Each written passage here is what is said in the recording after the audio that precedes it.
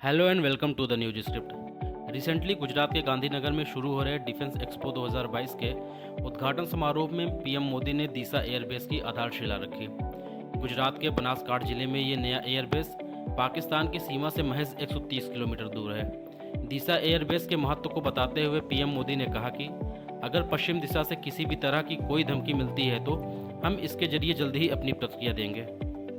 हालांकि दीसा एयरबेस के लिए जमीन सन 2000 में वाजपेयी सरकार के दौरान ही भारतीय वायुसेना के लिए आवंटित कर दी गई थी, लेकिन ये प्रोजेक्ट अगले 14 सालों तक यूपीए सरकार के कार्यकाल के दौरान ठंडे बस्ते में पड़ा रहा। साल 2017 में बनासकांठा जिले में भयंकर बाढ़ आई थी। उस वक्त जब पीएम मोदी ने बाढ़ प्रभावित इलाकों में मदद पहुंचाने के बारे में पूछा तो तत्कालीन air chief marshal BS Dhanoa ने कहा कि खराब मौसम और पास में एयरफील्ड न होने की वजह से मदद नहीं पहुंचाई जा सकती। उन्होंने कहा कि अभी भी दीसा एयरबेस फाइलों में ही है। इसके तुरंत बाद तत्कालीन रक्षा मंत्री निर्मला सीतारमण ने दीसा एयरबेस के लिए 1000 करोड़ का फंड जारी कर दिया। बताते चले कि यह एयरबेस महज 2 सालों में 2024 तक बनकर तैयार हो जाएगा। इस एयरबेस की स्थापना के लिए 4500 एकड़ भूमि निर्धारित की गई है, जो भारत पाक सीमा से लगभग 130 किलोमीटर दूर स्थित होगी और यह निकटता पश्चिमी सीमा पर भारतीय वायु सुरक्षा में हवाई दूरी को कम करने में मदद करेगी। यह एयरबेस दक्षिण पश्चिम वायु कमान के लिए एक रणनीतिक स्थान साबित होगा। इसे महाराष्ट्र, गुजरात और राजस्थान की सुरक्षा के लिए अहम माना जा रहा है। विशेषज्ञों की माने तो यह एयरबेस युद्ध की स्थिति में भारतीय लड़ाकू विमानों की परिचालन सीमा का विस्तार करेगा। इस एयरबेस की पूरी योजना मिलिट्री इंजीनियरिंग सर्विस MES द्वारा क्रियान्वित की जाएगी। बताते चले कि दीसा में वर्तमान में लगभग 1000 मीटर के रनवे के साथ केवल एक ही हवाई पट्टी है, जिसका उपयोग नागरिक और चार्टर विमान संचालन और VVIP के लिए हेलीकॉप्टर लैंडिंग के लिए किया जाता है। आइए सुनते हैं प्रधानमंत्री मोदी ने दीसा एयरबेस की महत्वता के बारे में क्या कहा। साथियों, मैं अभी स्क्रीन पे देख रहा था, डीसा के लोग उत्साह से भरे हुए थे, उमंग और उत्साह नजर आ रहा था। डीसा एयरफील्ड का निर्माण भी देश की सुरक्षा और उस क्षेत्र के विकास के लिए एक महत्वपूर्ण उपलब्धि है। डीसा अंतर्राष्ट्रीय सीमा से केवल 130 किलोमीटर दूर है।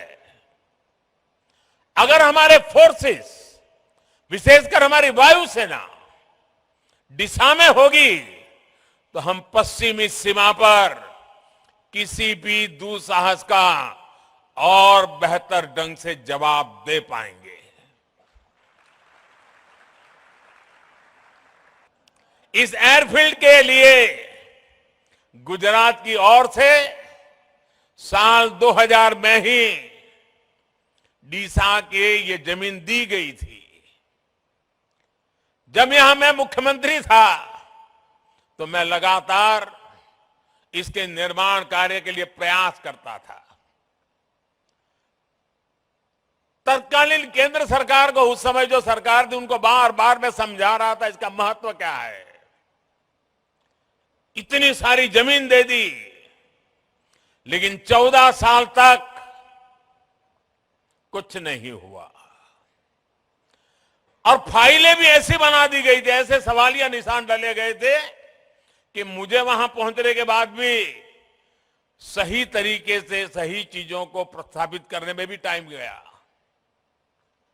सरकार आने के बाद हमने डीसा में ऑपरेशनल बेस बनाने का फैसला लिया और हमारी सेनाओं की अपेक्षा आज पूरी हो रही है।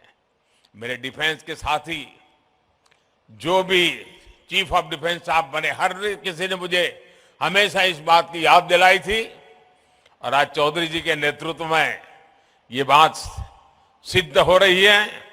जितना अभिनंदन डीसा को है, उतना ही अभिनंदन मेरे एयरफोर्स के साथियों को भी है। ये क्षेत्र अब देश की सुरक्षा का एक प्रभावी केंद्र बनेगा। जैसे बनासकांठा और पाटन,